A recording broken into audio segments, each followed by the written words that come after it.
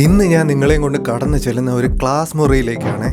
വിലപ്പെട്ട അറിവുകളുടെയും പുതിയ തൊഴിലവസരങ്ങളുടെയും സാധ്യതകളുടെ വാതിലുകൾ തുറന്നിടുന്ന ഒരു പുതിയ ക്ലാസ് മുറിയിലേക്ക്. ഒരു BLS ACLS ക്ലാസ് മുറി. എന്താണ് ഈ BLS എന്നല്ലേ? Basic life support.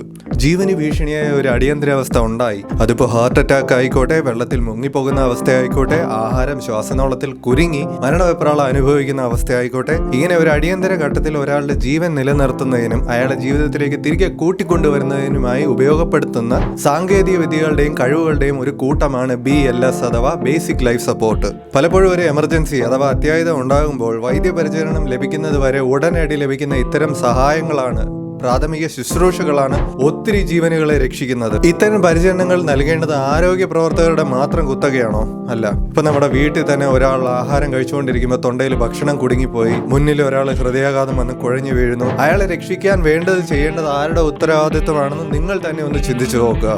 അവിടെയാണ് ഈ ബേസിക് ലൈഫ് സപ്പോർട്ട് ക്ലാസ്സുകളുടെ പ്രസക്തി. ഇത്തരം ഒരു ക്ലാസ്സിലേക്കാണ് നമ്മളിന്ന് കടന്നു ചെല്ലുന്നത്. Hi, this is doctor Ganesh and this is my infotainment.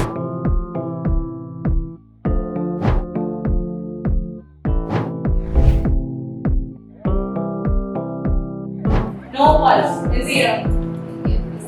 നിങ്ങൾ തന്നെ എന്ത് ചെയ്യണം? നിങ്ങൾ അടുത്ത് നിൽക്കുന്ന ആൾക്കാരോട് എന്ത് പറയണം? ഹെൽപ്പ് അല്ല, നിങ്ങൾ ചെയ്യാൻ പറയണം. ക്ലിയർ അല്ലേ? Back to seats. ഐഡിയ കിട്ടിയോ? അടുത്ത ആൾക്കാർ You got an unresponsive victim in the emergency department. എന്ത് ചെയ്യണം? Scene safety. Scene is safe part. What is the next step? Do it fast. Kneel down. Do it fast. ഒട്ടുന്ന മാത്രമേ കിട്ടൂ. അവരോട് ചോദിച്ചേ. ചോദിച്ചേ ടാപ്പ് ചെയ്ത് എന്നിട്ട് ചോദിച്ചേ ഹലോ സർ.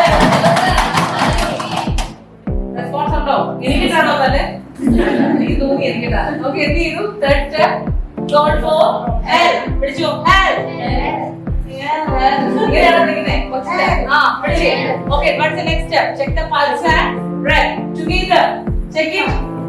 1001, 1002, 1003, 1004, 1005.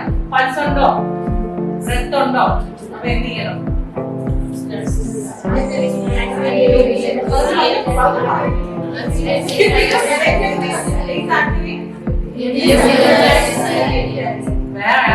എന്താ പറയാ, ക്ലിയർ ആവുന്നില്ല. കാരണം കൺഫേം ചെയ്ത് പറഞ്ഞു. Please activate. Start. See clear. Raise your hand. Make your elbow straight.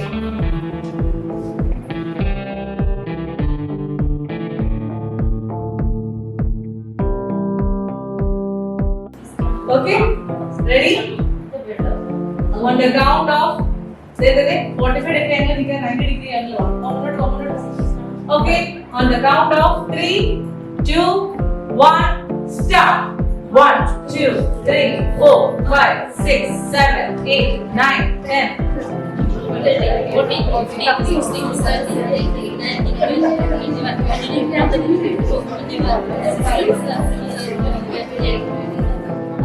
ഇങ്ങോട്ട് നോക്കിയിരിക്കാനാണോ പറഞ്ഞേ?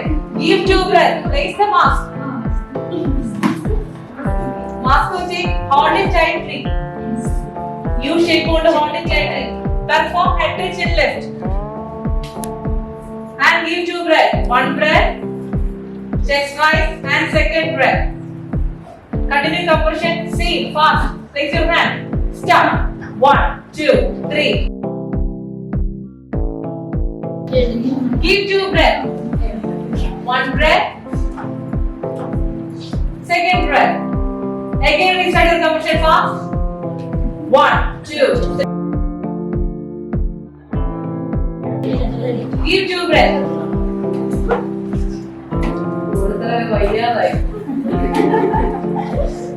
Okay, exercise ചെയ്യണമെന്നുള്ള ഇതിലേക്ക് വരട്ടെ. പൈസകൾ ഇതിൽ എന്ത് ചെയ്യണം?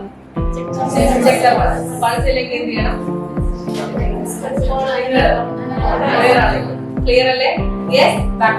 MBBS, ഹോമിയോ, ആയുർവേദം, സിദ്ധ, യോഗ, BSc നഴ്സിംഗ് കഴിഞ്ഞവർക്ക് അധികം ആരും കേട്ടിരിക്കാൻ സാധ്യതയില്ലാത്ത ഒരു തൊഴിൽ സാധ്യത കൂടിയാണ് ഈ ബേസിക് ലൈഫ് സപ്പോർട്ട് ട്രെയിനിങ്. അതെങ്ങനെയാണെന്നല്ലേ, ബേസിക് ലൈഫ് സപ്പോർട്ട്, അതുപോലെ തന്നെ അതിന്റെ അടുത്ത ലെവൽ എന്ന് പറയാൻ സാധിക്കുന്ന അഡ്വാൻസ്ഡ് കാർഡിയോ ലൈഫ് സപ്പോർട്ട് തുടങ്ങിയ ക്ലാസുകളിൽ ട്രെയിനർമാരായി കൂടുതലും തിരഞ്ഞെടുക്കുന്നത് ഇത്തരം പ്രൊഫഷണൽ ഡോക്ടർമാരെയും നഴ്സുകളെയും തന്നെയാണ്. അവർക്ക് വേണ്ട സർട്ടിഫിക്കേഷൻസും അധ്യാപകരാകാനുള്ള അവസരങ്ങളും കാർഡിയക്-edu നൽകുന്നുമുണ്ട്. ഇനി ഈ കാർഡിയക്-edu ആരാണെന്ന് നോക്കാം. തെലങ്കാനയിൽ 2017 സ്ഥാപിതമായ മെഡിക്കൽ പരിശീലനത്തിനായുള്ള ഒരു അംഗീകൃത പരിശീലന കേന്ദ്രമാണ് കാർഡിയക്-edu. ഡോക്ടർ അരുൺ കുമാർ സാറാണ് കാർഡിയക്-eduവിന്റെ ജനറൽ മാനേജറായി പ്രവർത്തിക്കുന്നത്. സ്ഥാപനത്തിന്റെ ഹെഡ് ഓഫീസ് അങ്ങ് തെലങ്കാനയിലാണെങ്കിലും ഈ ചുരുങ്ങിയ കാലയളവിനുള്ളിൽ തന്നെ മാംഗ്ലൂർ, ചെന്നൈ, വിജയവാഡ, കേരളം, ഡൽഹി എന്നിവിടങ്ങളിലെല്ലാം സ്ഥാപനത്തിന്റെ ബ്രാഞ്ചുകൾ പ്രവർത്തനം ആരംഭിച്ചിട്ടുണ്ട്. കാർഡിയക്-eduവിന്റെ കേരള റീജിയണൽ മാനേജറായിട്ടുള്ള ശ്രീ പ്രശാന്ത് മാത്യു ആണ് ഇത്തരം ഒരു കവറേജ് ചെയ്യാൻ എനിക്ക് വേണ്ട സഹായങ്ങളെല്ലാം ചെയ്തു തന്നത്. ഇവരുടെ പ്രത്യേകത എന്തെന്നാൽ ക്വാളിറ്റി ട്രെയിനേഴ്സും പിന്നെ മികച്ച ഉപകരണങ്ങളുടെ സഹായത്തോടെ നടക്കുന്ന സിമുലേറ്റീവ് ട്രെയിനിങ് മെത്തേഡുകളുമാണ്.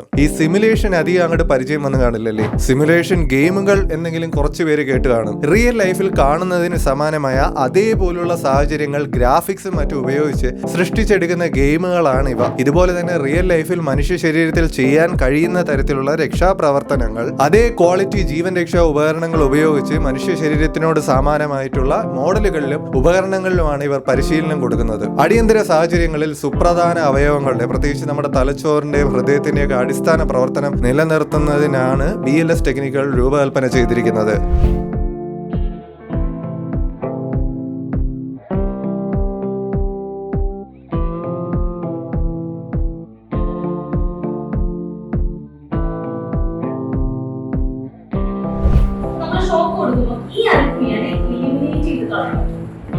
എന്നിട്ട് ഒരു നോർമൽ റെഗുലർ വിധത്തിന് നമുക്ക് തിരിച്ചു കൊണ്ടുവരണം കഴിവാക്കിട്ട്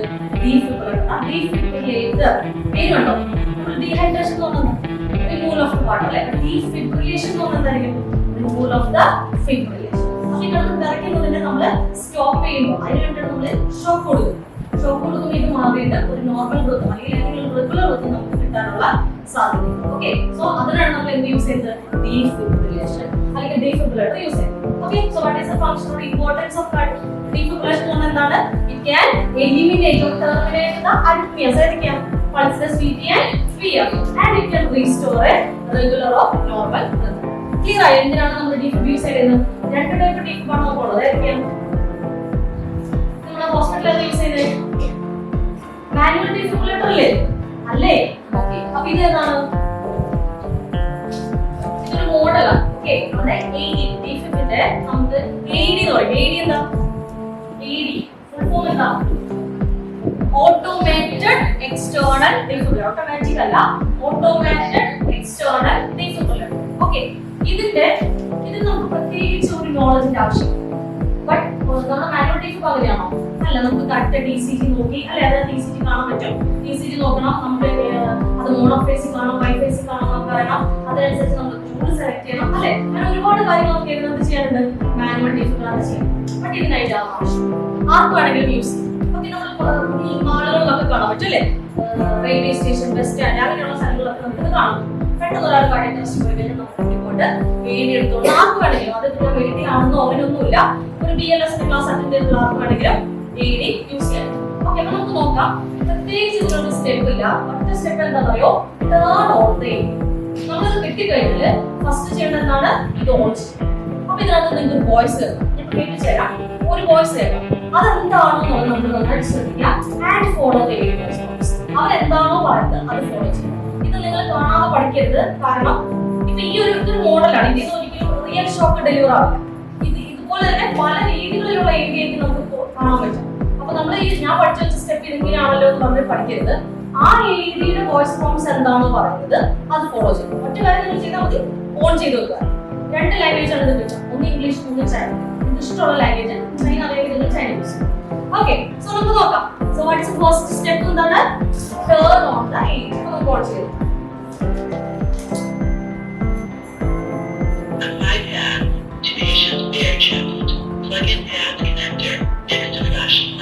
Okay, എന്താ പറഞ്ഞേ? Apply pad attached to the patient bare chest. Okay. അതായത് naked ആയിട്ടുള്ള ചെസ്റ്റിലാണ് നമ്മൾ ഡ്രസ്സിന് നമ്മൾ ഒട്ടിക്കാൻ പറ്റുമോ? ഇല്ല. ഇതാണ് adult AED packs. കണ്ടോ? സെയിം ആണോ എന്ന് പറയണേ. ഈ രണ്ട് പാഡിനകത്ത് കാണുന്ന പിക്ചർ സെയിം ആണോ? ആണോ? അല്ല. ഇതിന് ഏകമാത്ര വ്യത്യാസം ഉണ്ട് അല്ലേ? ഒന്നാണ് ഇരിക്കുന്നത് റൈറ്റ് അപ്പർ ചെസ്റ്റ്, അതായത് ബിലോ ദ ഫ്ലാറ്റ്. ഒന്നാണ് ഇരിക്കുന്നത് left side of the lower lip. അത് ഇങ്ങനെ വേണം. അപ്പൊ ഇതിന് ബാക്കിൽ പ്ലാസ്റ്റർ ഉണ്ട്, നമ്മൾ റിമൂവ് ചെയ്തിട്ട് വേണം ഒട്ടിക്കാൻ.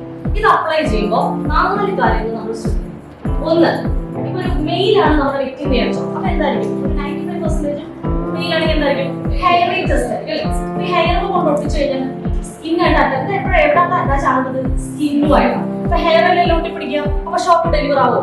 ഇല്ല, അത് ഫീൽ ആയിരിക്കും, ആ ഷോക്ക് ഫീൽ ആയിരിക്കും. അപ്പൊ നമ്മൾ എന്ത് ചെയ്യണം? ഒന്നെങ്കിൽ റേസർ വെച്ചിട്ട് റിമൂവ് ചെയ്യാം, അല്ലെങ്കിൽ ഈ ഷെയ്ഡ് ബാക്ക് ആണെങ്കിൽ 2 സെറ്റ്സ് വേണം. 2 സെറ്റ് വേണം. അതിൽ ഒരു സെറ്റ് നമ്മുടെ ഈ കറക്റ്റ് പൊസിഷനിൽ വെച്ച് നന്നായിട്ട് ഒന്ന് പ്രസ് ചെയ്തിട്ട് റിമൂവ് ചെയ്യാം. അപ്പൊ ഹെയർ ഫുൾ ഇത് വരും. ഓക്കെ, എന്നിട്ട് എന്ത് ചെയ്യണം? അതേ സെയിം സ്ഥലത്ത് ഇതല്ല ന്യൂ വൺ നമുക്ക് അപ്ലൈ ചെയ്യാം. ക്ലിയർ ആയോ? ഇനി second, patient submerged in water. വെള്ളത്തിലുള്ളത് വിചാരിച്ചു. അപ്പൊ അതായത് സ്വിം ചെയ്യാൻ ഇടയ്ക്ക് പെട്ടെന്ന് കാർഡിയോളജിലേക്ക് പോയി വീഴും. ആ വെള്ളത്തിൽ കൊണ്ട് നേടി കൊണ്ടുപോകും. ഇല്ല, ഫസ്റ്റ് സ്റ്റെപ്പ് എന്താ? സെയിം സെയിം അല്ലേ? From the water. ഓക്കെ, എന്നിട്ട് എന്ത് ചെയ്യും? കൊണ്ടു നോക്കിയോ? അടുത്തതേലും വെള്ളമില്ലേ? Water is the good conductor of electricity. നല്ല പണി കിട്ടില്ലേ? സോ നമ്മൾ എന്ത് ചെയ്യണം? വൈപ്പ് ചെയ്യാം. ഫുൾ പേഷ്യന്റിനെ തുടയ്ക്കാനൊന്നും പോണ്ട. നമ്മൾ ഇത്രയും പോർഷൻസ് നമ്മൾ എന്ത് ചെയ്യണം? ഡ്രൈ ചെയ്യാം. ഓക്കെ, ചില പേഷ്യൻസ് ആണെങ്കിൽ അതുപോലെ എംഐയുടെ മെയിൻ ആയിട്ടുള്ള സിംറ്റം ആണ് ഭയങ്കരമായിട്ട് ലൈഫ് സ്റ്റാർട്ടിങ് ആയിരിക്കും അല്ലേ? ഒട്ടിച്ചാൽ പോലും ഒട്ടില്ല. അതുപോലെ സോ നന്നായിട്ട് ഡ്രൈ ചെയ്യാം. അതിന് ശേഷം നമുക്ക് ഓക്കെ, പേസ് മേക്കർ ഉള്ള പേഷ്യൻസ് ചില ആൾക്കാർക്ക് പേടിയാണ്. ഈ പേഷ്യന്റ് പേസ് മേക്കർ ഉണ്ടല്ലോ, അങ്ങനെയാണെങ്കിൽ എന്തിനാ വെക്കണം? വെക്കാൻ പറ്റുമോ? പേസ് മേക്കർ ഫെയിൽ ആണെങ്കിൽ പേഷ്യന്റ് കാർഡിയോളജിസ്റ്റ് പോകും അല്ല. അപ്പൊ പിന്നെ നമുക്ക് പേടിക്കേണ്ട കാര്യമില്ല. പേസ് മേക്കർ ഉണ്ടായിക്കോട്ടെ, നിങ്ങൾ അത് പേടിക്കുക വേണ്ട, നിങ്ങൾ അപ്ലൈ ചെയ്യും. ഓക്കെ, ഇനി ഈ 2 പൊസിഷൻ ആണോ നമ്മൾ പാഡ് അപ്ലൈ ചെയ്തത്? അവിടെ ഒരു ലംപ് കൊണ്ട് വിചാരിച്ചു, നിങ്ങൾ ഒരു മുഴ. ഓക്കെ, അപ്പൊ അതിന്റെ മേളിൽ കൊണ്ടുവന്ന് ഡയറക്റ്റ്ലി അപ്ലൈ ചെയ്യും. തൊട്ട് താഴോട്ട് മാറ്റി.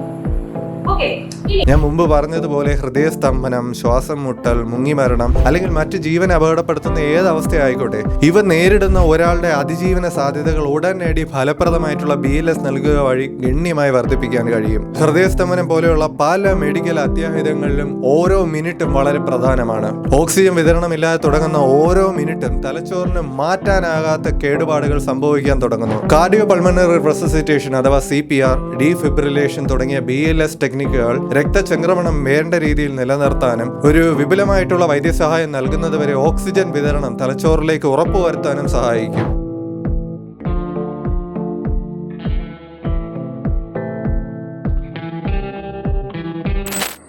ഹായ് ഫ്രണ്ട്സ്, എൻ്റെ പേര് സൂര്യ. ഞാൻ BLS ACLS ഇൻസ്ട്രക്ടറായിട്ട് വർക്ക് ചെയ്തു വരുന്നു. ഞാനിന്ന് പറയാൻ പോകുന്നത് BLS എന്ന കോഴ്സിനെ കുറിച്ചാണ്, അഥവാ ലൈഫ് സേവിങ് കോഴ്സിനെ കുറിച്ച്. എന്താണ് അതിൻ്റെ ഇമ്പോർട്ടൻസ്? ശരിക്കും നമ്മുടെ മുമ്പിൽ ഒരു വ്യക്തി കുഴഞ്ഞു വീണാൽ നമുക്കവിടെ എന്താ ചെയ്യേണ്ടതെന്ന് നമ്മൾ അറിയണം. അത് ഈ കോഴ്സിലൂടെ നിങ്ങൾക്ക് കിട്ടും. കാർഡിയാക് അറസ്റ്റ് മാനേജ് ചെയ്യാൻ നിങ്ങൾ പഠിക്കും. എല്ലാ ഏജ് ഗ്രൂപ്പിലും, അതായത് അഡൽട്ടിലും ചൈൽഡിലും ഇൻഫൻസിലും കാർഡിയാക് അറസ്റ്റ് മാനേജ് ചെയ്യാൻ നിങ്ങൾ പഠിച്ചിരിക്കും. ഒരു വ്യക്തിയുടെ തൊണ്ടയിൽ ഭക്ഷണ സാധനം കുടുങ്ങിയാൽ നമ്മൾ എന്താണ് അവിടെ ചെയ്യേണ്ടത്? അതൊക്കെ നമ്മൾ ഇതിനകത്ത് പഠിക്കും. എല്ലാ ഏജ് ഗ്രൂപ്പിലും, ചൈൽഡിലും ഇൻഫൻസിലും അഡൽട്ട്സിലും. അവർ അൺറെസ്പോൺസീവായി പോയാൽ എന്ത് കാര്യങ്ങളാണ് നമ്മൾ ശ്രദ്ധിക്കേണ്ടത്? അതെല്ലാം പഠിക്കും. അപ്പോൾ ഈ കോഴ്സിൻ്റെ ഇമ്പോർട്ടൻസിനെ കുറിച്ച് അത്യാവശ്യം നിങ്ങൾക്ക് മനസ്സിലായി കാണുമല്ലോ. ഇതാണ് ലൈഫ് സേവിങ് കോഴ്സ് അഥവാ BLS. ആയുർവേദ ഡോക്ടേഴ്സ്, ഹോമിയോപ്പത്തി ഡോക്ടേഴ്സ് ഈ കോഴ്സ് എടുക്കണമോ? തീർച്ചയായിട്ടും എടുത്തിരിക്കണം.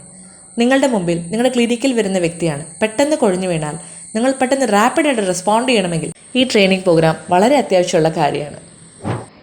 ഈ ട്രെയിനിങ് പ്രോഗ്രാം അറ്റൻഡ് ചെയ്ത് കഴിഞ്ഞാൽ നിങ്ങൾക്ക് പിന്നെ ഒരു ജോബ് ഓപ്പർച്യൂണിറ്റി കൂടെ ഉണ്ട്. അതായത് നിങ്ങൾ അറ്റൻഡ് ചെയ്യാൻ വരുമ്പോൾ നിങ്ങളുടെ ഇൻസ്ട്രക്ടർക്ക് മനസ്സിലാവുകയാണ് നിങ്ങൾക്ക് കമ്മ്യൂണിക്കേഷൻ സ്കില്ലുണ്ട്, അതുപോലെ തന്നെ നിങ്ങൾക്ക് പഠിപ്പിക്കാനൊരു സ്കില്ലുണ്ട്. എന്നാൽ ഇൻസ്ട്രക്ടർക്ക് മനസ്സിലായി കഴിഞ്ഞാൽ അവർ നിങ്ങൾക്ക് ട്രെയിനറായിട്ട് ജോലി ചെയ്യാനുള്ള അവസരം നിങ്ങൾക്ക് നൽകുന്നതാണ്. ഇതുവഴി നിങ്ങൾ ട്രെയിനേഴ്സായി കഴിഞ്ഞാൽ നിങ്ങൾക്ക് എല്ലാ ഹോസ്പിറ്റലിലേക്കും പഠിപ്പിക്കാൻ പോകാം. കൂടാതെ നിങ്ങൾ വിദേശത്തേക്ക് പോയാലും അവിടുത്തെ ITCയിലും ഇൻസ്ട്രക്ടറായി work ചെയ്യാവുന്നതുമാണ്. Thank you so much.